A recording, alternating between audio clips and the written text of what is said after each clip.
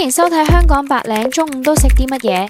晏晝12點準時收工，出發挑戰100蚊食深圳天花板地標美食椰子雞餐廳。午市選擇都幾多㗎，有剛推出嘅椰香文昌雞飯套餐，午市 A 款單人餐、B 款單人餐，女仔食唔晒仲可以揀午餐單人餐，精選辣味煲仔飯或者家鄉炒米粉一份，超划算，加15蚊特調凍飲任選一杯，108蚊一份嘅椰香文昌雞飯套餐真係好火爆，皮蛋肉滑，雞油飯香到不得了。